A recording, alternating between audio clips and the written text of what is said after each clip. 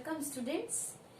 In this lecture I am going to take up certain programs based on functions. Okay, so here my request to you is, first of all, whenever you see any question, first of all try to solve it yourself and then see the solution.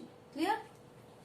So first question is, write a program to input a tuple of integers from user and find the largest element of the tuple using the function named large, and this function should receive the tuple as argument and print the largest element. So the function is required to receive the tuple as parameter and then print its largest element. Okay, so what has to be done in the main program?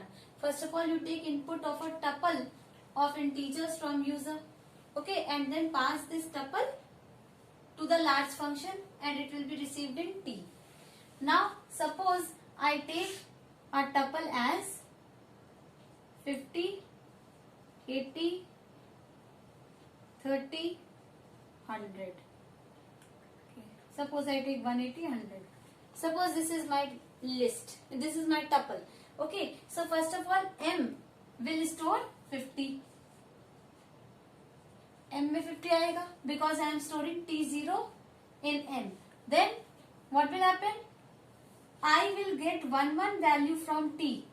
So first of all I will get the value as 50. So M I से बड़ा है, नहीं I M से बड़ा है, M भी देखो I ये है, ठीक है, और M 50 है, ठीक. So here I is not greater than M, तो ये वाली लाइन एग्जीक्यूट नहीं होगी.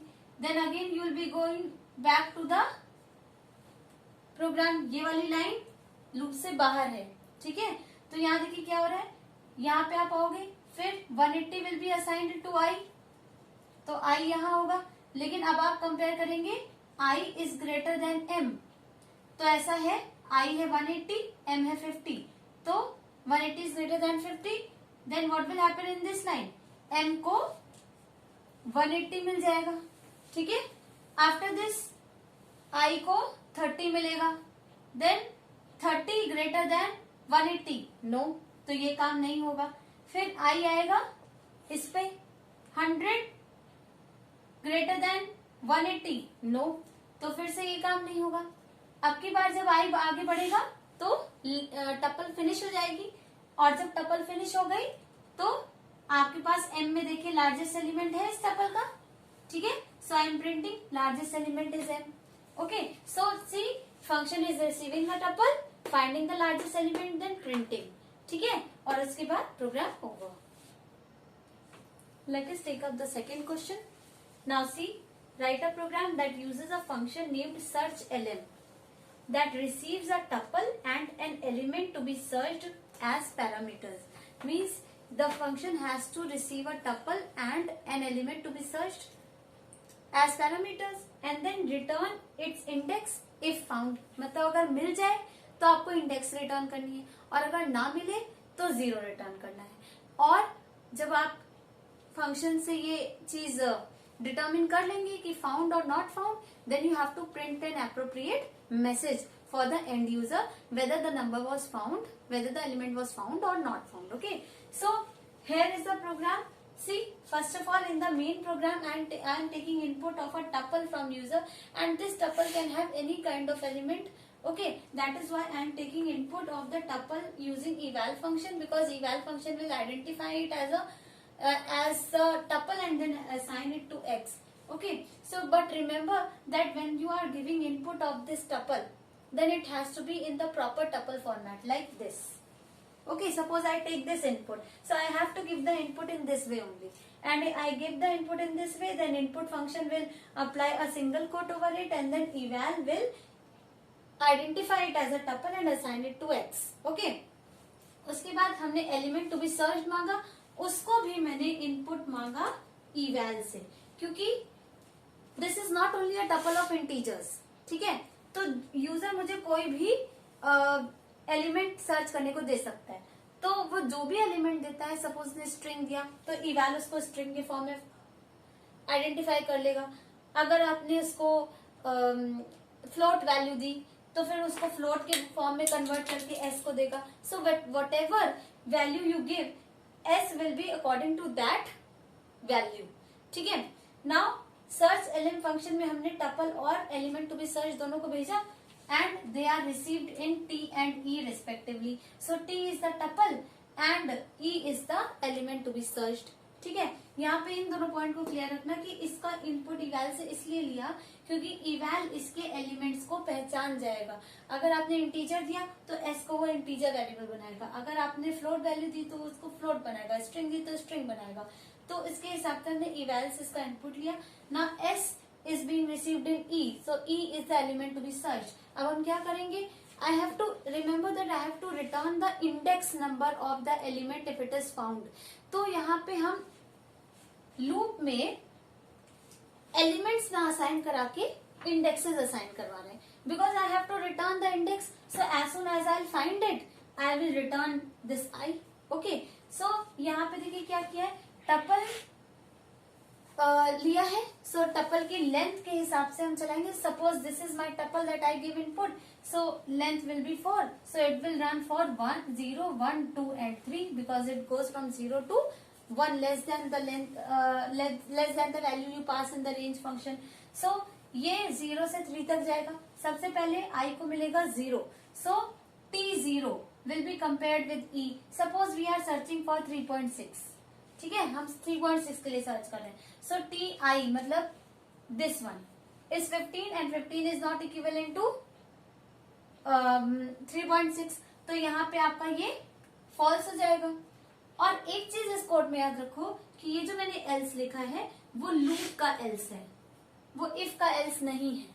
लूप का एल्स कब एग्जीक्यूट होता है, लूप का एल्स एग्जीक्यूट होता है when you are normally terminating from the loop after ending the work of the loop. मतलब जब नॉर्मल टर्मिनेशन होता है तभी लूप एल्स एग्जीक्यूट होता है. एबनॉर्मल टर्मिनेशन के केस में लूप एल्स एग्जीक्यूट नहीं हो पाता है. This thing has been told to you many times. तो यहाँ पे उसने कंपेयर किया, टी आई यानी 15 3.6 के बराबर है ठीक है, नहीं है, तो ये वाला काम नहीं होगा. Then again you will return and 1 will be assign to i. अब T1 यानी XYZ को कंपेयर करेगा 3.6 से, अगेन सेम नहीं है, तो यहाँ पे आपका ये काम एग्जीक्यूट नहीं होगा. Then again 2 will be assigned. 2 पे क्या हो रहा है, 3.6 मिला. 3.6 इक्वल हो गए, और जैसे ही ये दोनों इक्वल हो गए आप इंडेक्स नंबर रिटर्न कर रहे हैं. So what was the index, 2.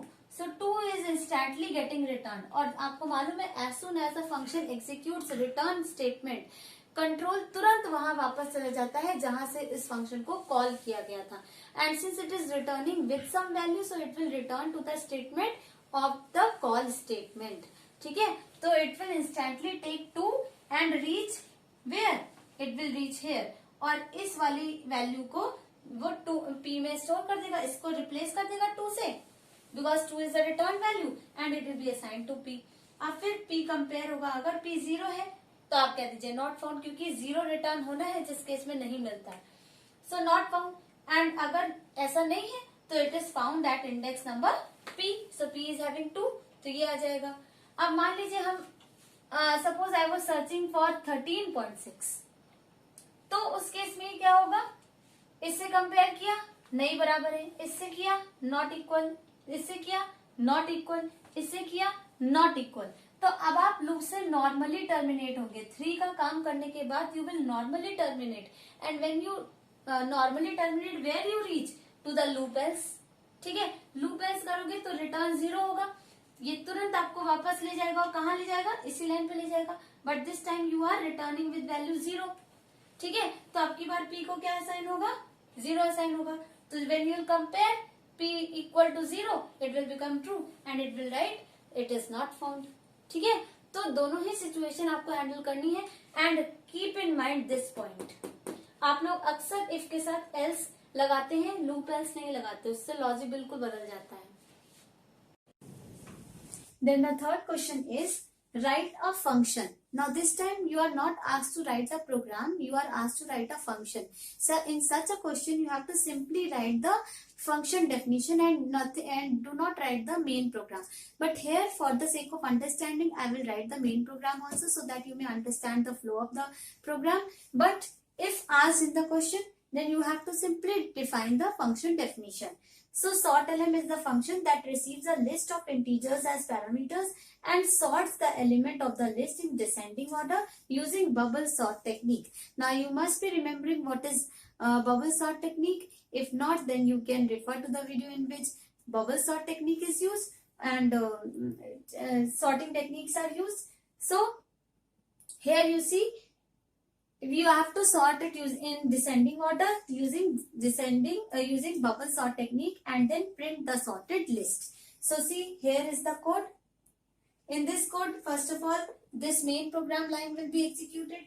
First of all, the input of the list will be taken, and then it will be sent to the function. Okay. Now suppose L is receiving the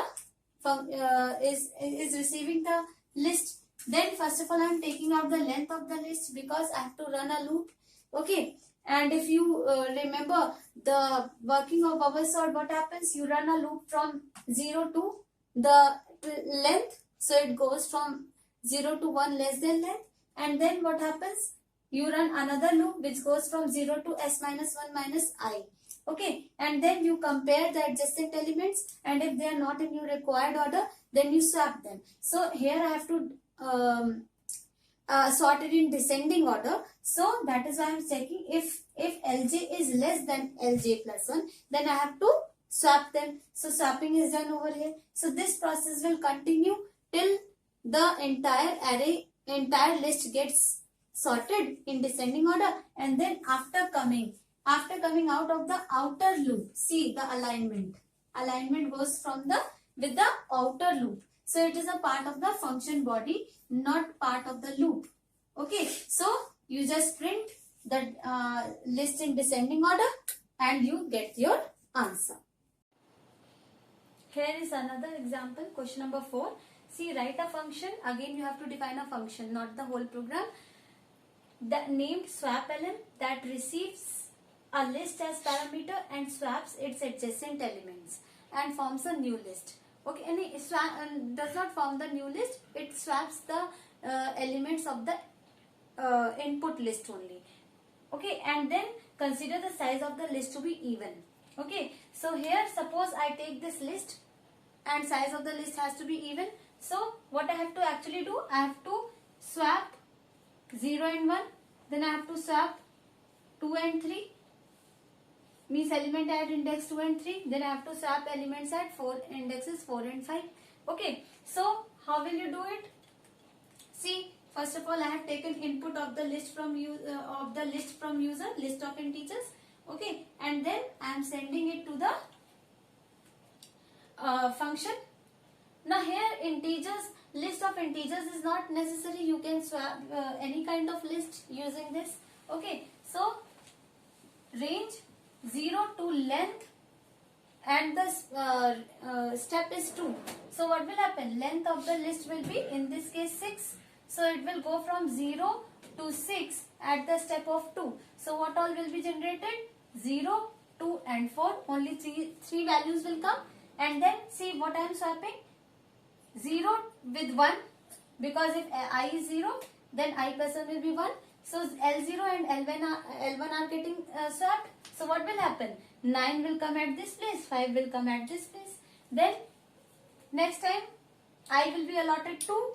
So 2 and 3 will be swapped. So 8 at this place, 6 at this place, and then it will be 4. So 4 and 5 will be swapped. So 3 at this place, 7 at this place, and after this your loop will end, and when your loop ends, your swapped list will be L.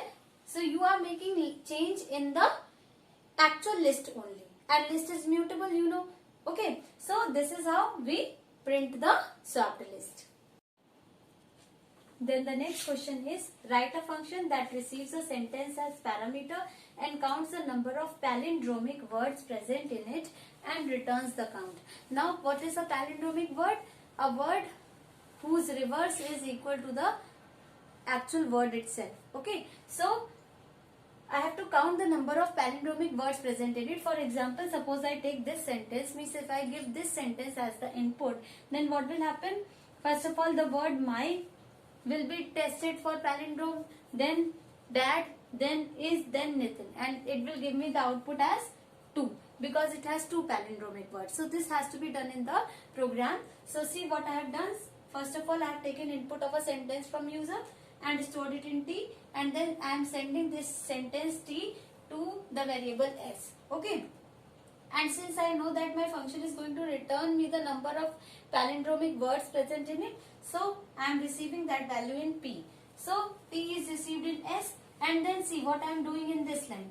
I am splitting this sentence with the help of a split function and with respect to blank space. So with respect to blank space, my what this function will do? This function will create a list with space as separator character. Okay, and it will result into this result. Okay, so this S dot split will give me a list of this sort containing each word of the sentence, and L will be having this list. Okay, now I have kept a counter as 0 because I have to count the number of palindromic words. Now what is happening here? One word from this list is assigned to X. So first of all, my will be assigned. So my ko it will be compared whether the word my and its reverse are same or not. अगर same होंगे तभी ये C is equal to C+1 होगा. तो यहाँ पे my देखिए, my, you know that this is the way of reversing any string using string slices. Okay, so I am comparing this actual word with its reverse. अब इस case में ऐसा गलत निकला, मतलब my is not my reverse of my is not equal to my, so C is equal to C+1 will not be done. Then dad. In case of dad, what will happen? Dad का reverse भी dad ही होता है, so it will become equal. So counter will be increased from 0 to 1.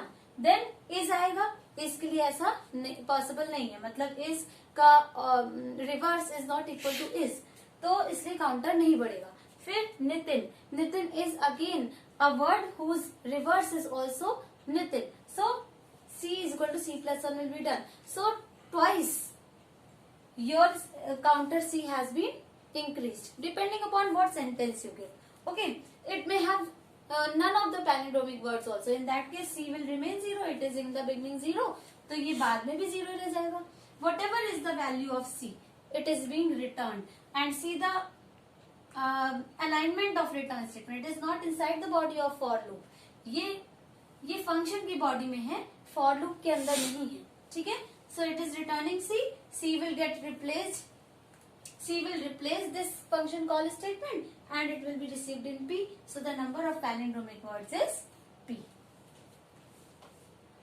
Then the next question is, write a function named add, odd, even that receives a tuple of integers from user and means it from as parameter and then prints the sum of odd and even elements separately. Means here the term has to be odd or even, not the places, not the index number we are talking about. Okay, so suppose this is the list input by, this is the tuple input by user. So what we are doing, we are first of all taking input of the tuple and then sending this tuple to the function and it is getting received in T. अब क्या हो रहा है? We have taken two variables SE and SO for storing the sum of odd and even elements separately, and I have assigned 0 to both of them using providing same value to multiple variables. Now after this, I am taking one element of the tuple in X and I am checking whether X is divisible by 2 completely, means remainder is 0, then it is even. So I am adding it to SE. Otherwise I am adding it to odd, sum of odd numbers. See what will happen. सबसे पहले 12 आएगा, 12 2 से divide हो जाएगा, so 12 will get added in SE. ठीक है, तो SE की वैल्यू अब 12 हो जाएगी. फिर उसके बाद 8 आया, 8 भी इससे डिवाइड हो जाता है, तो 12 plus 8 हो जाएगा यहाँ पे. फिर 3 आया, 3 is not divisible by 2, so remainder will not be 0. So what will happen? 3 will be added here. So अब SE 3 हो जाएगा. फिर 4 4 will be added here, then 9 will be added here, then 5 will be added here. So this will be 24 and this will be 17. Okay, now when you will come out of the loop, sum of odd elements is equal to 17 and sum of even elements is equal to 24. Then the next question is, write a function named is prime that receives a number as parameter and checks whether it is prime or not. If the number is prime, then it returns the string prime, otherwise returns the string not prime. Okay, so first of all we are taking input of a number from user. Okay, and then I am sending this number to the is prime function. Now one thing to notice here, that this function is returning a string. So that string has to be printed when received in the function, received in the caller function. So see where I am writing this. ये जो string return होके आएगी वो यहाँ पे लिख जाएगी and that will be printed by the print function. Okay. So okay, I am going to the is prime function and x is getting received in n. ठीक है, n में आ गया x. अब हम क्या कर रहे हैं, इस n को 2 से लेके लेस देन n तक सारे नंबर से डिवाइड करके देख रहे हैं. जैसे ही ये एक नंबर से डिवाइड हो गया, what will happen? You will say it is not prime. जैसे suppose I take 12. Okay, then 12 will be suppose I take 25. Okay, now what will happen? 2 से डिवाइड करेंगे, नहीं डिवाइड होगा. And again this is else of for.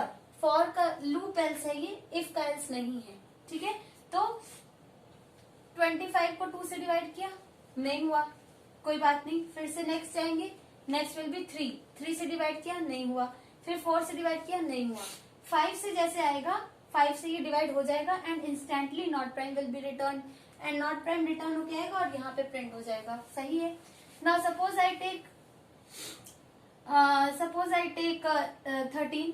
Okay, अब 13 लेंगे तो ये loop चलेगा 2 से 12 तक, because it goes 1 less than the limit mentioned. ठीक है, तो 2, 3, 4, 5, 6, 7 and every time it will B divided. इसको 2 से डिवाइड करेंगे, 3 से, 4 से, 5 से, 6, 7, 8, 9, 10, 11, 12. किसी से भी ये डिवाइड नहीं होगा. और जब ये किसी से डिवाइड नहीं होगा तो you will terminate normally from the loop. और जब भी हम नॉर्मल टर्मिनेशन से लूप के बाहर आते हैं, then we go to the loop else statement. और लूप एल्स में जाएंगे तो हमने इंस्टेंटली प्राइम रिटर्न कर दिया. अब ये प्राइम यहाँ पहुंचेगा तो ये प्राइम प्रिंट कर देगा. ठीक है, so this way we solve this question. Now the next question is an extension of the previous question.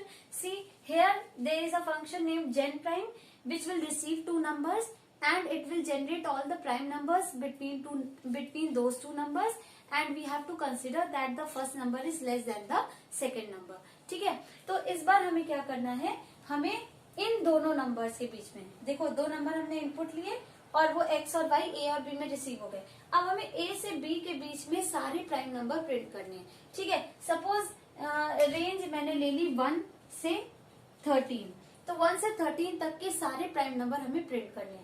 तो ये जो मैंने लूप चलाया है, इसका मतलब ये हुआ कि ये 1 से स्टार्ट होगा और 13 प्लस 1 यानी कि 14 तक जाएगा. यानी it will run from 1 to 13, क्योंकि ये एक लेस चलता है. और ये हमने इसलिए लिखा है क्योंकि हम अब हमें सिर्फ एक नंबर को प्राइम चेक नहीं करना है, अब हमें इस रेंज के सारे नंबर को प्राइम चेक करना है. हर नंबर को प्राइम चेक करेंगे और अगर वो प्राइम निकलेगा तो उसे प्रिंट करेंगे और नहीं निकलेगा तो हम उसके लिए कुछ नहीं करेंगे. ठीक है, लेकिन हमें चेक तो सारे ही नंबर करने पड़ेंगे. तो हमने सबसे पहले 1 से लेके 14 तक का लूप चला. अब सबसे पहले आई में आएगा 1. अब 1 प्राइम के लिए चेक होगा. अब ये वाले लूप में क्या हो रहा है, जो भी नंबर आ रहा है, मतलब आपके आई में जो भी नंबर आ रहा है उस नंबर को 2 से लेस देन आई तक के डिवाइड किया जा रहा है. अगर किसी पॉइंट पे वो डिवाइड हो जाएगा तो वो प्राइम नहीं है, उसे हमें प्रिंट नहीं करना है. लेकिन अगर इस रेंज में वो किसी से भी डिवाइड नहीं हुआ तो आप आ जाएंगे लूप के एल्स पार्ट में और ये नंबर यहाँ प्रिंट हो जाएगा. यहाँ मैंने ये कंडीशन इसलिए लगाई है क्योंकि 1 के केस में भी ये ट्रू हो जाएगा, लेकिन 1 is not a prime number. तो इसलिए अगर i 1 नहीं है तो हम उसको सिंपली प्रिंट कर देंगे। ठीक है, तो ये लूप हमने चलाया यहां से यहां तक के एक एक नंबर को जनरेट करने के लिए, और ये लूप हमने चलाया ताकि जो नंबर आई में आया उसको हम चेक करें कि वो प्राइम है कि नहीं है। अगर है तो वो सीधे आपके इन किसी भी नंबर से, इस रेंज के किसी भी नंबर से डिवाइड नहीं होगा और आप सीधे इस फॉर लूप के एल्स में आके उसको प्रिंट कर देंगे। और अगर वो किसी से डिवाइड हो गया तो फिर ये आपको तुरंत इस लूप से बाहर ले जाएगा। ठीक है, सो this is the way we do this program. Then the next question is, write a function that uses a function named Fibo that receives number of terms of the Fibonacci series to be generated as parameter and prints them. मतलब function has to receive how many terms of Fibonacci series are to be generated, and then it will generate that many terms of the Fibonacci series. Now here you can see this is the Fibonacci series in which each term is the sum of previous two terms. Okay, you know this series very well. Okay, now see what I have done. I have taken input of the number of terms from user. Okay, and then sent the number of terms to n. Now n number of terms have to be generated. Now see, first of all you know that these are the initial two terms. Logic यहाँ से start नहीं होता, logic यहाँ से start होता है। तो पहले दो टर्म्स हमारे 0 और 1 रहते हैं, इसीलिए मैंने a और b में उसको वैल्यू ली, और आगे के जो टर्म्स होंगे वो लॉजिक से क्रिएट होंगे। तो a और b को मैंने एज इट इज प्रिंट कर दिया, लेकिन यहाँ पे एंड में मैंने स्पेस दिया है क्योंकि मुझे इस तरह से इस सीरीज को प्रिंट कराना है। ठीक है, सो फॉर्मेटिंग हमें ध्यान रखनी होती है whenever we are making the program. During that time only we take care of what kind of output, what format of output we want. ठीक है, तो यहाँ पे देखिए a प्रिंट होगा यानी 0 प्रिंट होगा, फिर स्पेस आएगी, सेपरेटर की वजह से स्पेस आएगी, by default shape is blank space, तो सेपरेटर की वजह से स्पेस आएगी, फिर 1 प्रिंट होगा, फिर लाइन चेंज नहीं होगी, फिर से स्पेस आएगी। अब जितनी बार प्रिंट होगा उतनी बार स्पेस के साथ हमारा प्रिंट होगा। अब देखिए मैंने क्या किया, यहाँ पे नंबर ऑफ टर्म्स को 1n-2 कर दिया क्योंकि 2 टर्म्स तो हम ऑलरेडी प्रिंट कर चुके हैं। सो अगर हमको यूजर ने 8 टर्म्स बोले हैं तो हम 6 टर्म्स हमें जनरेट करने हैं क्योंकि 2 टर्म्स तो ये हो चुके हैं। ठीक है, so that is why n-2। तो n वॉज 8, 8-2 विल बी 6, तो 6 टर्म्स यहाँ पे जनरेट होंगे। कैसे जनरेट होंगे, c is equal to a plus b. ठीक है ना, ये a प्लस बी से ये वाला c निकला, इसको हमने प्रिंट कर दिया, और प्रिंट करने के बाद फिर से लाइन चेंज नहीं होने दी, स्पेस दिया। उसके बाद एक b की वैल्यू a में की, c की वैल्यू b में की। ठीक है, यही तो होता है। अब की बार हमारा ये टर्म कैसे आएगा, इन दोनों से ये टर्म आएगा ना, सो a has to be given the value of b and b has to be given value of c, and after this what will happen, you will again go to generate the next term, और अब की बार a और b की new values के साथ c बनेगा और वो c प्रिंट हो जाएगा। इस तरह से ये काम 6 टाइम्स होगा, और जब आपका 6 टाइम्स ये काम हो चुका होगा then you will come out of the loop and your function will get over and you will get this series. यहाँ पे लॉजिक एक बार देख लो, 0 और 1 इनिशियली लिया तो c आया 1, फिर ये वाली वैल्यू यहाँ आती है, ये यहाँ आती है, 1 इज इक्वल टू 2, ये हमने लिया a, this is b, this is c। ठीक है, तो b की वैल्यू a में कॉपी की, c की वैल्यू b में कॉपी की, इन दोनों को ऐड किया तो c आया। फिर अगली बार फिर से b की वैल्यू a में कॉपी करेंगे, c की वैल्यू b में कॉपी करेंगे, तो हमारा आएगा नेक्स्ट टर्म। ठीक है, सो इस तरह से हमारा लॉजिक चल रहा है। So the last question is question number 10. Write a program to print the sum of following series. You have to print the sum of following series, but see, till now you have done this kind of program, but everything was done in the main program. But here see what has to be done. यहाँ पे जो factorial निकाला जा रहा है वो fact function निकालेगा। ठीक है, और जो सीरीज का सम निकाला जा रहा है वो सम फंक्शन निकालेगा, लेकिन सम फंक्शन फैक्टोरियल खुद कैलकुलेट नहीं करेगा। सम फंक्शन फैक्टोरियल फैक्ट से कैलकुलेट करा के रिजल्ट वापस लेगा, और फिर जब फैक्टोरियल का रिजल्ट उसे मिल जाएगा तो वो इस पूरे टर्म को जनरेट करके उसको सम में ऐड कर देगा। ठीक है, तो देखिए क्या कर रहा है, fact function will receive a number as parameter and returns its factorial. ठीक है, तो जब आपको जिस नंबर का फैक्टोरियल निकलवाना हो आप उस टाइम पे फैक्ट फंक्शन को कॉल करेंगे। और सम क्या करेगा, विल रिसीव द लिमिट, यानी n की वैल्यू रिसीव करेगा, x की वैल्यू रिसीव करेगा और फिर सम रिटर्न करेगा, सीरीज का सम रिटर्न करेगा, means return the sum of series. अब आपको ये प्रोग्राम बनाना है, ठीक है, एवरीथिंग। सबसे पहले हमने x और n की वैल्यू ले ली, मतलब लिमिट, और जो x की वैल्यू है सीरीज में वो हमने ले ली। तो हम यहाँ से हम किसको कॉल कर रहे हैं, देखो सम फंक्शन को कॉल कर रहे हैं। तो हम यहाँ से पहुंचेंगे सम फंक्शन में, और a की वैल्यू कॉपी होगी x में और b की वैल्यू कॉपी होगी n में, ठीक है। अब क्या होगा, अब हमें इस टर्म को देखो आप ऐसे मान सकते हो, x की पावर 1/1 फैक्टोरियल, ठीक है। तो हमें एक लूप जनरेट करना है जो कि 1 से n तक जाए। तो हमने देखिए यहाँ पे वही लूप जनरेट किया है, 1 से n+1 इसलिए किया क्योंकि हमें n तक चाहिए। अगर n की वैल्यू 3 है तो हमें 4 तक लूप चलाना पड़ेगा, तभी तो वो 3 तक रन करेगा। रेंज फंक्शन यही करता है, एक कम जाता है, ठीक है। सो 1 से सपोज अगर हमने input, now look at the last question, write a program to print the sum of following series. इस सीरीज का सम प्रिंट करना है। You have done this kind of question earlier also but not with the help of functions. यहाँ पे देखिए इस series का जो वर्क है वो फंक्शंस में डिवाइड कर दिया गया है। फैक्ट फंक्शन एक नंबर रिसीव करेगा और उसका फैक्टोरियल रिटर्न करेगा, यानी कि इस सीरीज में जब भी फैक्टोरियल कैलकुलेट होना होगा तो आपको फैक्ट फंक्शन यूज करना है।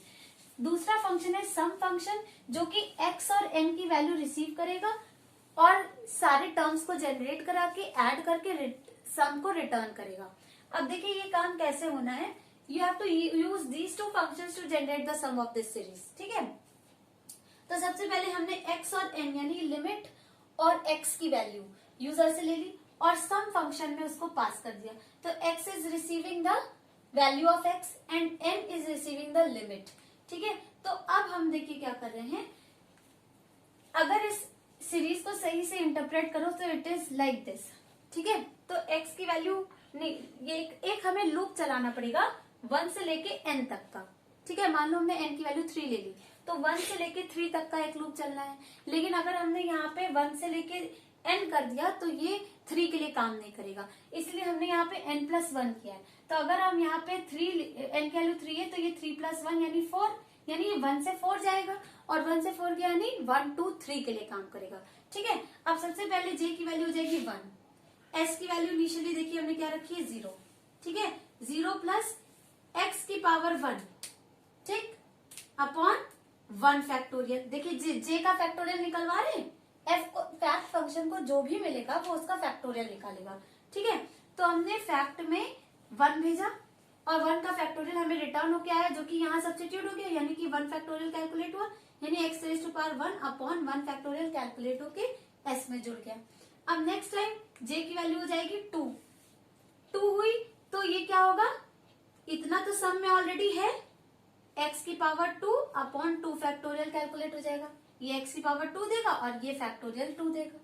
फिर j की वैल्यू 3 होगी तो x की value 3, x raise to power 3 upon 3 factorial calculate करें, मतलब फैक्टोरियल कैलकुलेट करने के लिए देखिए फैक्ट को कहाँ कॉल किया गया है। मैंने आपको बताया था कि while making call to functions, this is also one of the case जहाँ पे आप एक फंक्शन का कॉल स्टेटमेंट एक एक्सप्रेशन के अंदर लिखते हैं। तो ये दिस इज द एग्जाम्पल, ठीक है। तो यहाँ पे एक्सप्रेशन के अंदर आ रहा है फैक्टोरियल, यहाँ पे कैलकुलेट होना था तो उसको फैक्ट फंक्शन से कैलकुलेट करा के रिजल्ट यहाँ सब्स्टिट्यूट कराया। और यहाँ पे देखिए सीरीज का सम हो रहा है और जैसे ही ये सीरीज का सम हो जाएगा, टोटल सम जे का लूप जैसे ही खत्म होगा आपका ये रिटर्न पे आ जाएगा और ये रिटर्न सम कहाँ जाएगा, यहाँ जाएगा और आपका sum of series is equal to sum print हो जाएगा। So with this I finish this lecture. Here I have discussed 10 tricky programs. If you have any queries, you can write your queries in the comment section, and if you have any program that you want me to solve for you, you can also write your programs, your question in the comment section. Thank you so much.